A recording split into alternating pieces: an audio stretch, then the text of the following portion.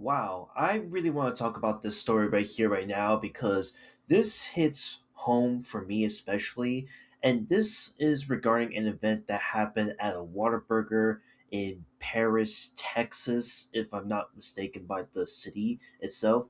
So, nothing here related to Hawaii, of course, but it relates to me because one, a little bit of background to like what I used to work at before I was at the current job I'm at now was I used to work in the food industry. I used to be like a part-time pizza cook myself where at one point I was bouncing around a myriad of pizza chains, mainly like Shakey's and Domino's, for example, here in Hawaii. God rest its soul to Shakey's, of course, that sadly shut down here in a long time. But point being, this hit home for me, this story with this Wahlburger incident, because honestly, there have been moments that in the past when I was working in the food industry, there were some really uptight, disrespectful, and just what the fuck customers I've come across over the years. And believe me when I say this, that working in the food industry is absolutely fucking hard. And for anyone that works in the food industry, I pray they get through like it's no tomorrow because the fact that you get to come across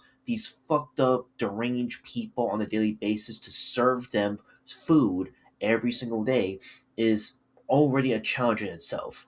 So, again, bring you up to speed, there was an incident in Paris, Texas, where a Whataburger manager beats a customer with a trash can after allegedly assaulting on employees.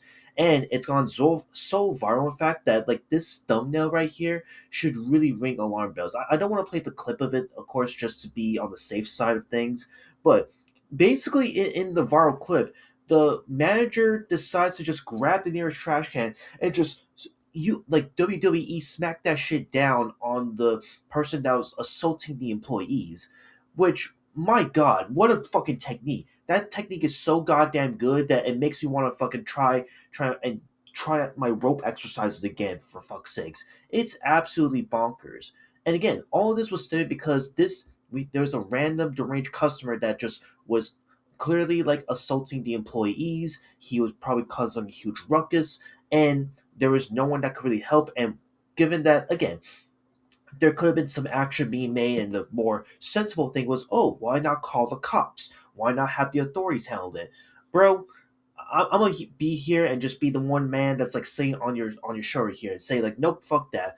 If a customer beats on my employees like that in the food establishment, I'm going to make sure I defend not only myself but the employees out there, as long as it's in my reasonable frame, of course, right? Because at the end of the day, it's like that. This shit is unacceptable. Why would you want to pick a fight with a ton of employees over whatever the hell happened here? Again, the story is probably in development as me recording this video, but I kind of imagine that this customer must have been complaining about his food being too fucking cold, or maybe because his food was waiting way too long at Whataburger. And keep in mind, I we don't have Whataburger here in Hawaii, but we have tons of different burger chains here that I know how customers feel and how they react when it comes to like waiting for their goddamn burgers or sandwiches, and then make a huge fucking conniption about it. It's not as like intense as it is here. If anything, it's pretty rare that it occurs here now in Hawaii.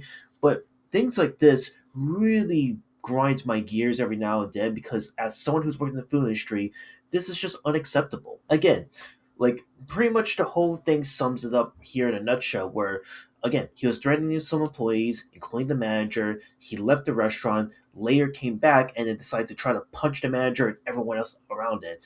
And what's crazy about the story is that even though the authorities eventually did arrive, arrested the customer that was causing this huge ruckus, it didn't even end there. So apparently, this dude was so fucking like intoxicated from what they just found out that he decided to like fuck up the jail cells and flood it from what was being reported. So he now had even more charges racked up, which is like, bro, all of this over whatever the fuck was happening at Whataburger. Like, man, this dude must have been so drunk that his first wet dream was to go Whataburger, cause some bullshit, and then just be on his merry way.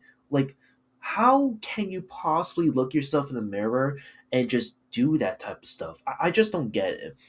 And once again, I've come across some really fucked up, really deranged customers back in my day where they act like they have more power than you, as again, you're simply a worker that's just serving the customers, giving them their food, making them go on with their day.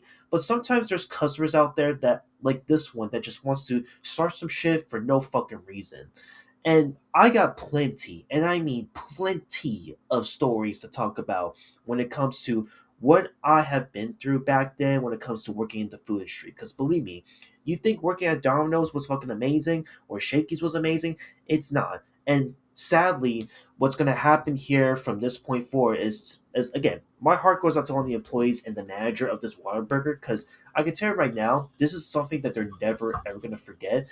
And it's just another little tidbit of reasons as to why working in the food industry is fucking life threatening and sometimes really, really hard. But yeah, just wanted to simply talk about this because this really hit home for me after finding this out yesterday. And man, the viral clip going around is crazy. So yeah, just want to talk about this a bit. That's it. See you on the next one. Later.